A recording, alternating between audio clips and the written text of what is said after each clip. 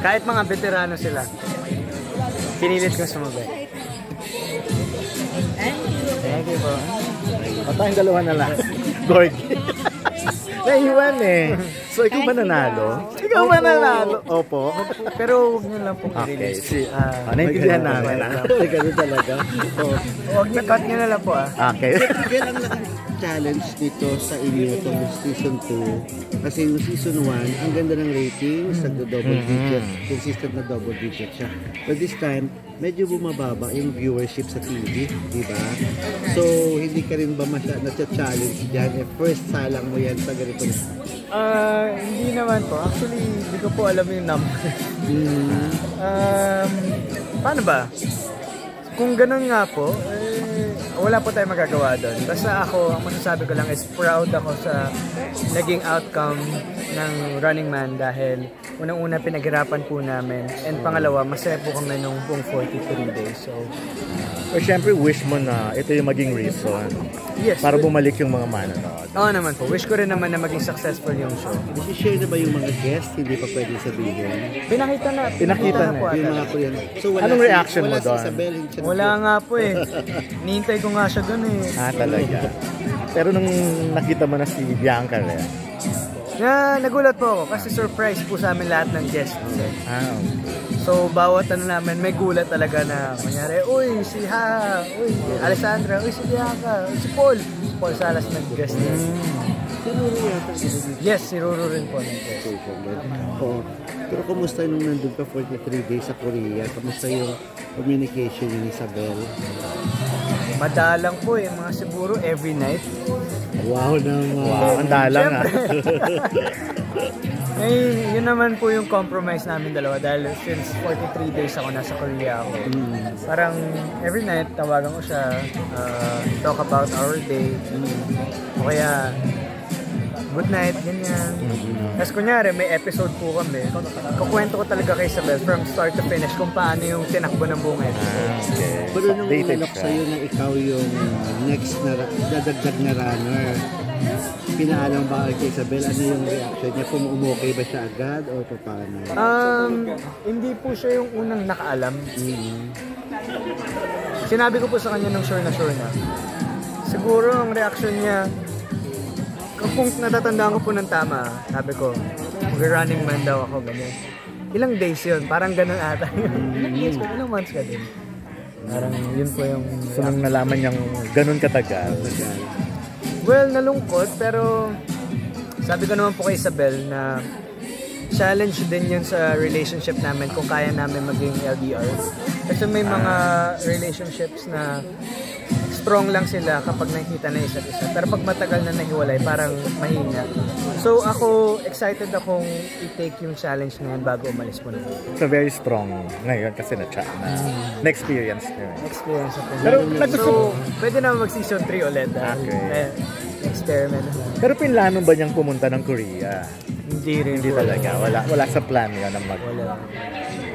Pero umasa siyang i-guest siya. Okay. So, Running Man, Season 3. Okay, so pagbalik mo, doon na lang kayo pinuntahan mo ba agad? Or? Pagbalik ko po siguro nag-bonding muna, parang stay muna ako sa bahay sa pamilya ko, tapos nagpa-massage, ganyan. Bago pa ako pumunta kay Isabel. How do you describe anong level na para may mga describe yung relationship ninyo na dalawa? Ngayon kami ni Isabel, we're doing really good. Yung relationship namin sobrang strong. Siguro dahil na rin dito sa 43 days namin sa Korea. Nalaman namin na hindi nyo kayang mabuhay ng walang. Hindi, I mean, kaya namin mabuhay ng malayo sa isa't isa. As long as open yung communication and trust sa isa't isa. And malaking factor po ng relationship is karoon ka ng trust. Walang selos lang sa'yo? Pa-cute na selos. Pero dati sa sarili yung isang tao na pinagpapasama. Hindi, wala. Never kang nagselos? Hindi. Of course may mga ganyan kaming issues before, pero na-resolve naman po namin. Parang, di ba, adjust ka sa partner mo, adjust ka. So nag-mature ka rin talaga pagdating sa relationship. I would say naman po na marami na po na pagdaan na relationship. Ito naman po. Hindi naman ganun karami, pero may experiences naman po. May babalik yung Voltes 5 niyo. Oo nga po, this Monday pala, May 6. The start na. Parang nabalik yung dating. Kasi yung closing kayo lahat, di ba? Never, actually, yung itong Voltes 5, lahat, simula hanggang ngayon, hindi po nawala yung closeness namin. Parang the other week, magkasama lang kami ni Radso. Kahit walang work, nahangat pa rin po. Dami mo ng group pa. Voltes 5 at ito. Saan kayo mas close sa Voltes 5 o dito sa Running Man grupo? Hindi, no comparison. Nakabago ka pala kasi dito. Comparison. Pero pares ko po sila close. Ako last na lang, na-feel mo ba yung na-threaten sila sa'yo? Dito?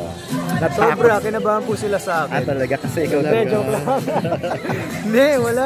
Feeling ko, hindi naman po sila na-threaten sa akin. Talaga? Hindi naman po siguro. Hindi naman din po ganun. Parang hindi naman din po ganun nakaka-threaten. Talaga? Charotero ka. Una kayong surf na gagawin. Surf na yung naka-line up pa yung dalawa ni Isabel. Meron po, pero hindi pa pwede na-disclose. Kung may kayong dalawa. Video niya po, umiiling po. Tapos sasamahan yung dalawa. Wala pa pong final cast. Okay. Pero yung hindi pa po ako sure. Looking forward na magtrabaho ulit kayong dalawa. Yes po. Kasi yung mga fans nyo, nababasa namin talagang nagre-request na eh. Kaya nga po. Nire-request nga na mag-show din kayo abroad, di ba? Gustong isama kayo dun sa... Yes, gusto rin. Dahil sinisimulan po ngayon ng Sparkle, yung world tour. Hopefully, makasama po kami sa mga next concerts. Thank you. Thank you. Ako, inisip ko, dapat thinker ako dito, dapat magaling ako ganyan. Pero lahat ng yun, hindi ko nagawa dahil ang sobrang unexpected na mga nangyayari. Kaya wala kang planong masusunod sa Running Man. Kasi nga, filled of surprises itong season 2, di ba? At hindi nyo alam, kasi biglaan yung mga challenges, yung mga missions nyo. So talagang kahit anong preparation, sometimes you throw it out of the window, I guess, di ba? Alright, meron pa bang gusto sumagot sa katanungan na yun? Yes. Ako, lagi ako may strategy. Ato, lagi ako may tinatarget. Anong target mo ka? Yun lang, minsan di talaga natutupad yung strategy eh. Ganun na lang. Basta ako lagi ako may strategy at lagi ako may target. Yun lang, ganyan eh. Okay. Buboy, I think may gusto kayo singit kanina? Siyempre, vitamins and prayers. Vitamins and prayers. The most important, prayers, then take the vitamins. Kasi po, siyempre, weather, di natin masabi, baka ma-overwhelm po yung katawan, ano na po sa akin. So, vitamins po. Vitamins. Mahalaga yan. Lalo na Kinabahan po ako kung paano ako mag-fit sa grupo. Kasi ako, may pagka-ano ako introvert. Serious actor. May pagka-introvert ako Parang minsan, naiiya ako kung kumausap ng mga tao.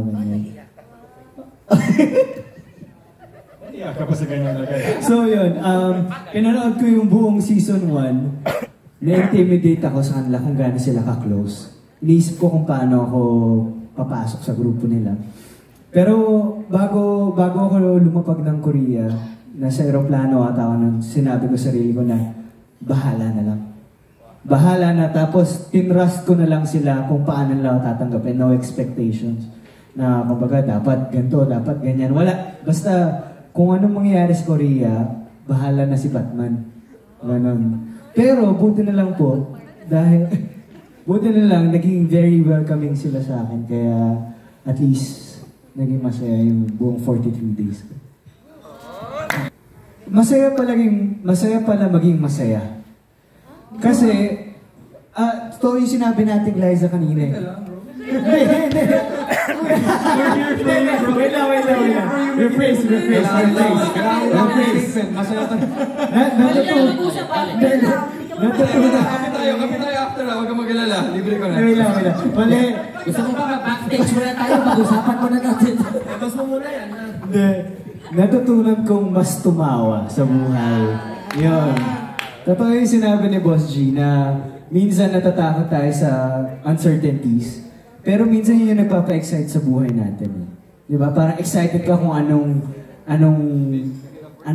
araw mo kinabukasan. So, doon ako na-excite. Yun yung tinuro sa akin ng Running Man and co-runners ko. Okay.